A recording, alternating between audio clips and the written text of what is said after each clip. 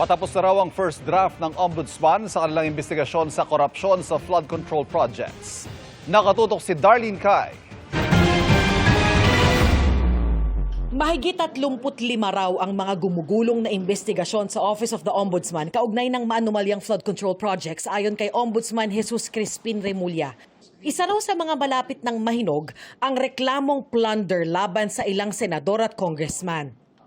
Yung 61-page complaint, first draft, That's another matter. mayroon pang, yung mas mabigat yun. Mas mabigat Ito yung yun. conspiracy to commit plunder, Oo. which will involve everybody. Itong una, Senate and House. Senate and Everybody involved. Oh, Ayun. malapit na yan. Kaya, Malapit na yan. kaya makapal. Conspiracy na yun. No? Saka, we will detail. Ikuan yan. Congressmen and senators. Hindi di Kabilang sa mga iniimbestigahan ay ang mga miyembro ng small committee kung saan umano ginawa ang insertions at pagbabago sa budget base sa naging alegasyon ni Navota City Representative Toby Tiangco. Kasama sa mga tinukoy ng mga miyembro ng small committee ng Kamara para sa 2025 budget, sina dating Congressman Zaldico, dating Marikina 2nd District Representative Sela Kimbo, 4-piece party list Representative Nonoy Libanan, at dating Zamboanga 2nd District Representative Manix Dalipe. nasaan na daw si Stella Kimbo? Nasaan si Manix Kasama na yan. Dalipe?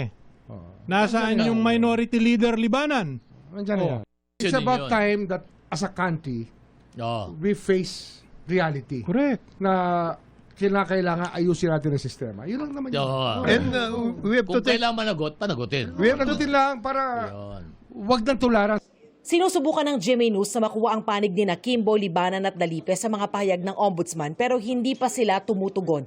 Nauna na nilang itinanggi ang pagkakasangkot sa anomalya.